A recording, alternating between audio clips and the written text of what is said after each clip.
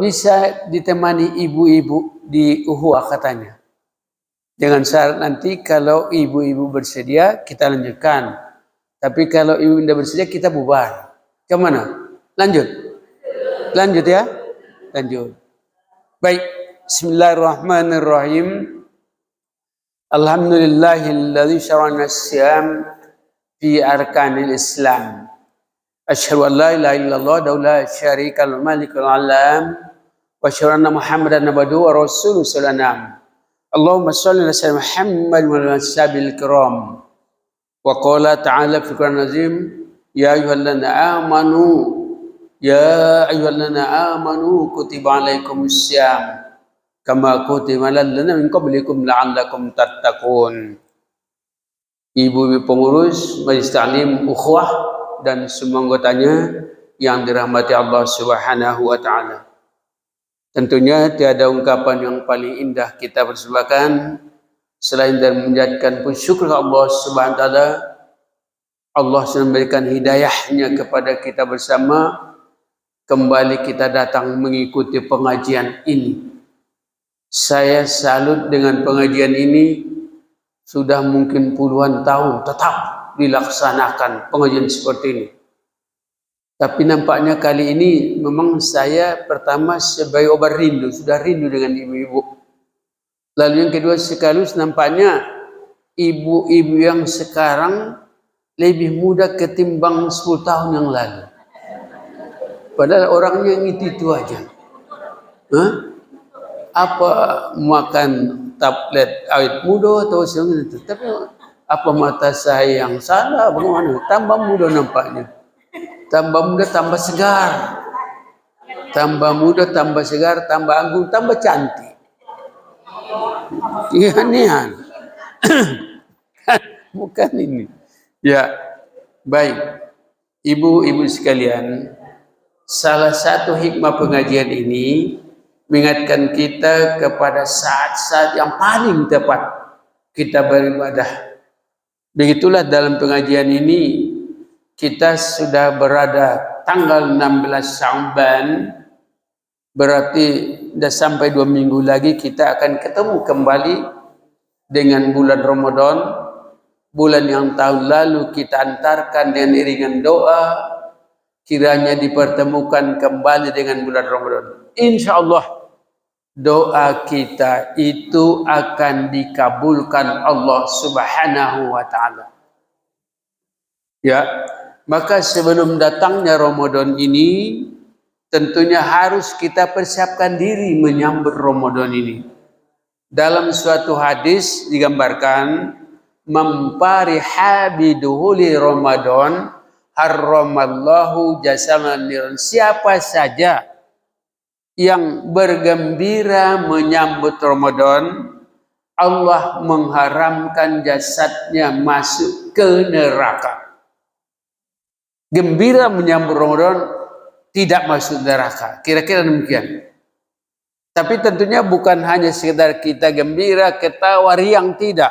Tapi barang siapa mempersiapkan diri masuknya Ramadan, kemudian dihidupkannya amalan-amalan Ramadan pada halal jannah, maka dia akan masuk ke dalam surga. Ini zaman Rasulullah. Maka pada kesempatan ini kita dalam menyambut Ramadan terkenal namanya tarhib Ramadan. Jadi pengajian kita tarhib Ramadan, menyambut Ramadan. Ya, kita butuh ketemu dengan Ramadan. Butuh kita ketemu Ramadan. Maka disambutlah, diawali dengan doa. Rasulullah sendiri sudah berdoa sejak masuk bulan Rajab, selalu beliau berdoa, Allahumma barik lana fi Rajab wa Sya'ban wa balighna Ramadan. Nah, sekarang karena kita sudah berapa bulan Sya'ban, cukup Allahumma barik lana fi Sya'ban wa balighna Ramadan. Ya Allah, berikan keberkahan kepada kami pada bulan Sya'ban ini, sampaikan umur kami ke Ramadan. Mari kita doakanlah, mari. Allahumma barik lana fi Sya'ban wa balighna Ramadan. Allahumma barik lana fi Sya'ban wa balighna Ramadan. Allahumma barik lana fi Sya'ban wa balighna Ramadan.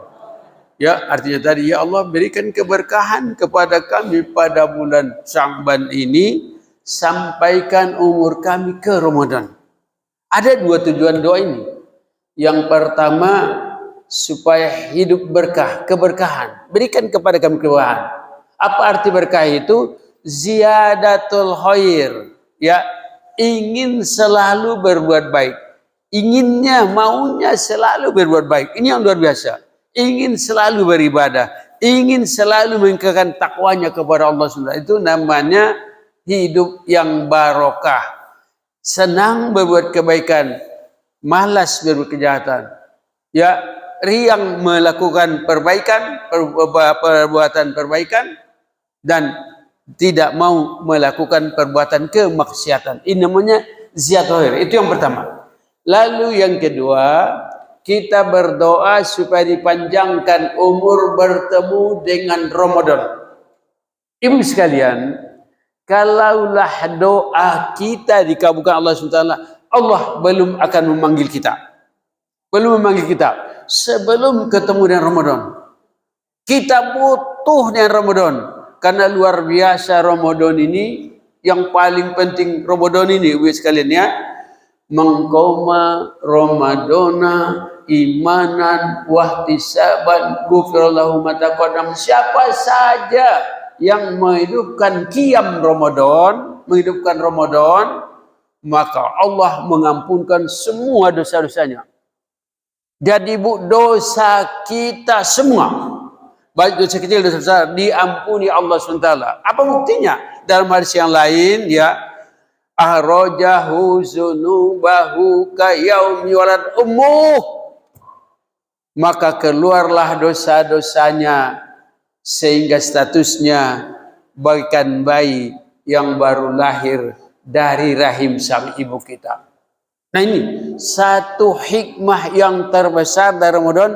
Kita diproses lagi seperti bayi. Dosa kita dihapuskan sehingga kita baru saja dilahirkan dari rahim sang ibu kita. Ini yang luar biasa ini.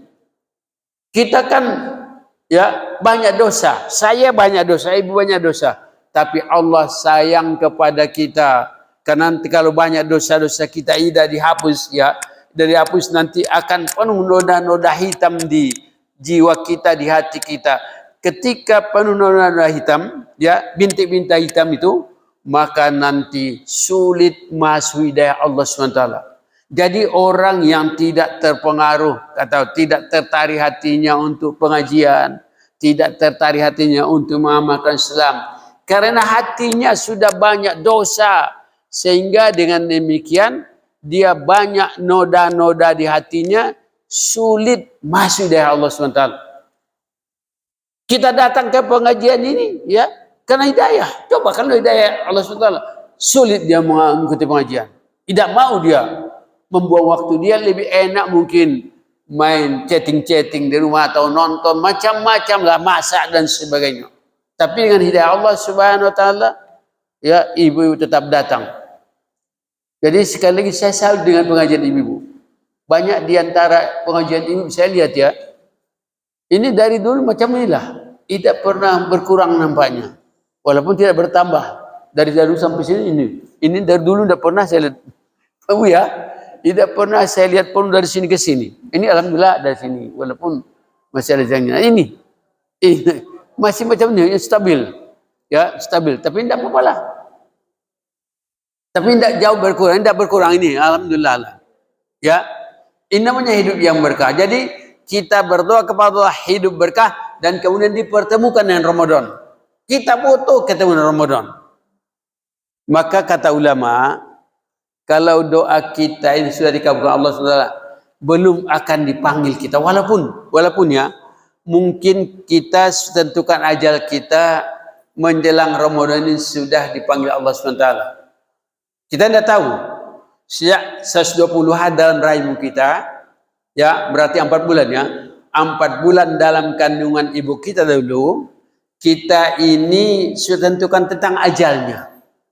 Mungkin ada di antara kita ajal kita ya akan sampai menjelang Ramadan ini. 1 atau 2 hari atau seminggu akan datang, ada. Tapi dengan doa ini Allah akan merubah takdirnya belum kita dipanggil sebelum ketemu dengan Ramadan. Sudah ketemu dengan Ramadan dah mati-matilah, kira-kira. Dah mati-matilah. Tapi jangan dulu karena kita butuh ketemu dengan Ramadan. Kebutuhan kita apa? Untuk menggusur dosa kita sendiri. Karena arti Ramadan itu namanya menghapus atau membakar dosa. Karena Allah sayang dengan kita, karena nanti persyaratan masuk surga. Persyaratan masuk surga itu harus bersih. Tidak boleh orang yang berdosa masuk ke surga. Sementara kita selalu banyak dosa. Lantaran banyak dosa. Maka kita dibersihkan dulu melalui amaliyah Ramadan.